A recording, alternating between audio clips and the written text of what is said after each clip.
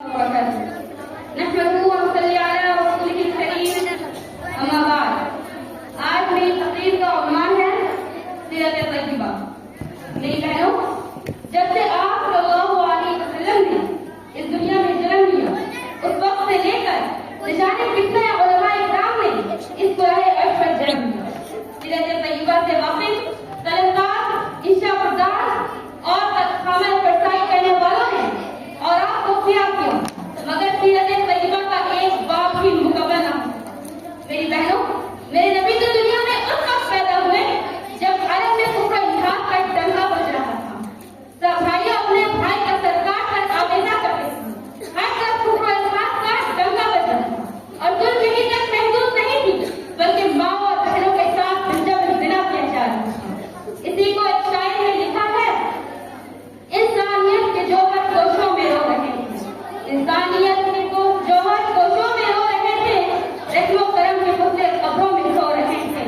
ظلم و ستم کے جھنڈے ہر سمت کر رہے تھے، ظلم و ستم کے جھنڈے ہر سمت کر رہے تھے.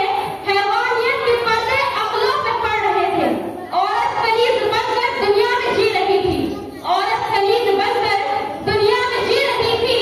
خون اور جگر کے قطرے خاموش بھی رہی تھی. تاریخ انسانیت کا سب سے برا دور تھا. اس وقت اللہ تعالیٰ کی رحمت میں جوش آئی اور ایک رسول بھیجنے کا ارادہ کیا.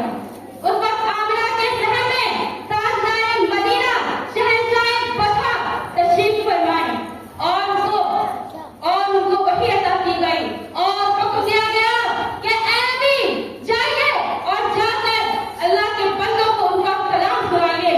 آپ صلی اللہ علیہ وسلم صفا نامی پہاڑ پر چڑھ گئے اور کہا، یا ایھا القریش.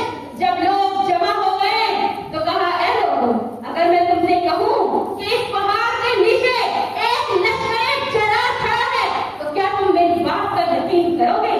لوگوں نے بیکار ہو کر کہا، آپ تو امن و صداقت کے پیکر ہیں، ہم بھلا آپ کی زبان پر کیوں نہ یقین کریں؟ پھر آپ صلی اللہ علیہ وسلم نے کھلا اعلان کرتے ہوئے فرمایا، یا ایھا الناس قولوا تفلحوا. لوگوں پڑھ لو کامیاب و کامران ہو جاؤ گے.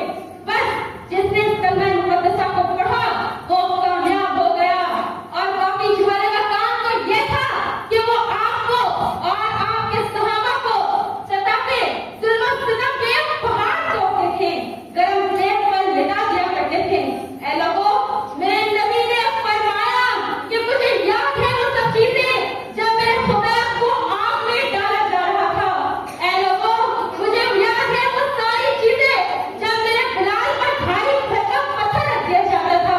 مجھے یاد ہے کہ جب میں نماز میں ہوتا تھا تو مجھ پر بھاری بھرکم اوجھ ڈال دیا جاتا تھا اور میری فاطمہ ترس کھا کر اسے ہٹاتی تھی.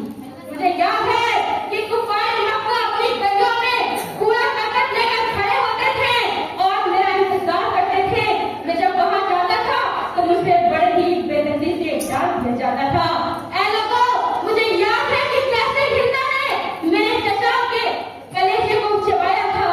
تو میرے نبی صلی اللہ علیہ وسلم نے فرمایا، علی جاؤ، جا کر کہہ دو مکہ کے یتیموں سے کہ عبداللہ کا یتیم تمہیں یتیم کرنے کے لیے نہیں آیا ہے. جاؤ، جا کر کہہ دو مکہ کی ماں سے کہ بکری کا چرانے والا تمہارے سر کا مقدس چھیننے نہیں آیا ہے. جاؤ، جا کر کہہ دو ان نوجوانوں کو